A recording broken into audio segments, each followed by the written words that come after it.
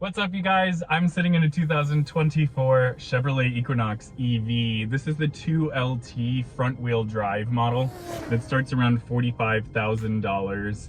The pricing and trim structure is going to change for 2025, so this is a 2024 model. All you need to know is it is the LT model and it is front-wheel drive. That means it has a 319-mile range, which Chevrolet says is incredibly accurate from what I understand. 319 miles at this price point for what you get in the Chevy Equinox EV.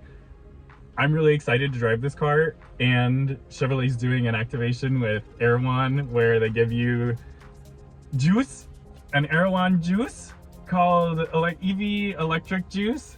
It's blue, which is mildly concerning, but it contains almond milk, coconut milk, plant-based protein powder, maple syrup, blue spirulina powder, vanilla extract, and Himalayan pink salt. I've never had an Erewhon juice before, so I don't even know how it opens.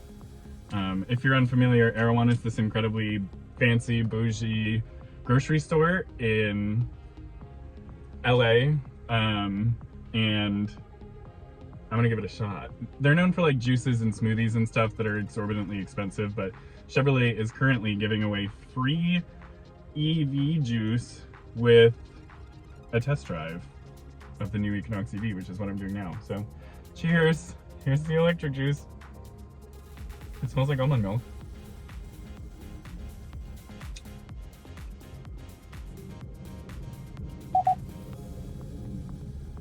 It tastes like cereal milk.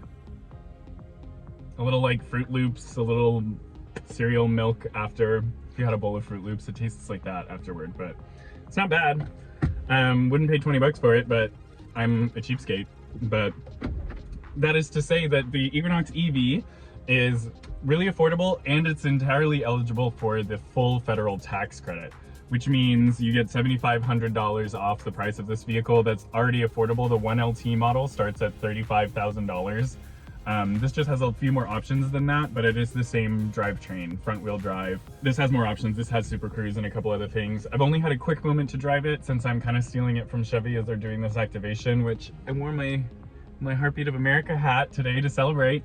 But let's get moving in the Equinox EV and see what we think. First thing I'm gonna say is there is horrific glare on the windshield from whatever the dashboard design is.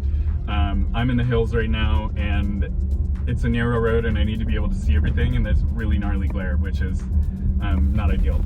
But so far, I have only driven it a little bit, and I'm super impressed with everything. It's quiet. It has enough power. It's not like crazy power that's gonna, knock your socks off or anything. But this is not a vehicle that's really intended to do any of that kind of stuff.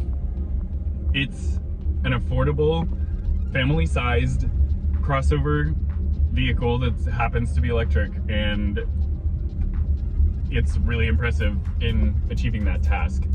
The Blazer EV I've driven previously feels, I don't know, it's kind of a little fancier, I feel, but this honestly has the same quality on the interior, and I really enjoy it in this a lot more than I did in the Blazer.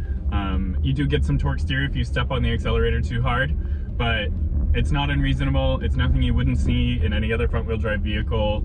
The interior is incredibly spacious. I'm 6'8", as I say in every freaking video, and I have plenty of room up front, and I sat behind myself, and it's not necessarily the most spacious, but I will say I fit behind myself. I feel like I have the same amount of room behind my comfortable driving position in the second row of seats that I did in the Lexus GX, which is a much larger 3-row vehicle.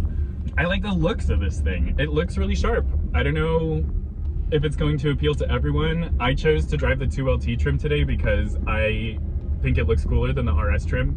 The 2LT trim has a body color kind of faux grill section that the RS is painted black, and it's an EV. It doesn't need a grill. I say paint a body color and let it look futuristic, and this succeeds in that very much. I feel like it's pretty standard GM seats, which is not a bad thing. They're comfortable, they're spacious, they're great.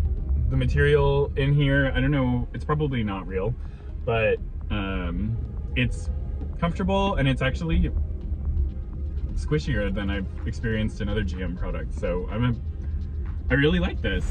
I'm excited to recommend the Equinox EV to people because it's affordable and you get good range, over 300 miles in this front wheel drive configuration.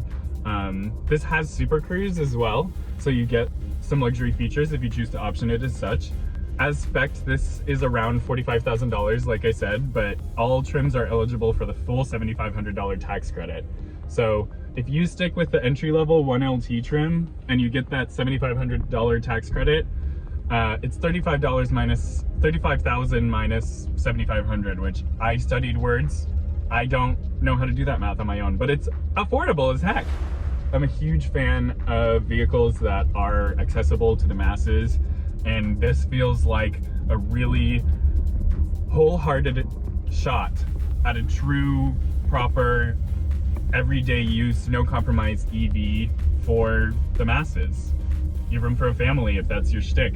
You are able to, it has fast charging, but the charging speeds are not necessarily the fastest, which sucks, but whatever. It's an EV you have over 300 miles of range in, so you're not necessarily going to be charging a lot. I think you get 77 miles on a DC fast charger in 10 minutes or something like that, so it can get you a little bit beyond that 300 mile range if necessary. It's 319, so, but I'm really enjoying this. I like it. I promise I've driven it more than just in these incredibly low speed, very tight, twisty roads. This is just where I decided to film because I don't want to go too far from where Chevy's doing this event with Equinox. I mean, what is it? Erewhon. The Erewhon shares the wall with Equinox Gym, which is like this really bougie gym in LA. And then this is the Equinox, so like I'm all twisted around. Lots of E words, but there's great luggage space in this thing too. Not only back seat space, but luggage space. You get lots of safety features. I really like it. This is the first GM product that I've really been excited for. Yeah, maybe except for like Corvette or something, but you know, something that's accessible to the masses. That's something I'm super passionate about. So it's really exciting for me to have the opportunity to be in this. It has the same Google-based infotainment system as Chevy, the Blazer EV, and a lot of the new Chevys that are here. It's very reliant on touch screen, whatever, but I mean, what is it nowadays? But there are some hard buttons down here for fan speed and some climate control things, but it's still very reliant on touchscreen. There's a giant panoramic sunroof in here that does not impede rear seat headroom at all. The rear seat, there's like an indent for the rear seat head area that is not affected by the sunroof. I'm a sucker for a sunroof, so I'm happy to see that.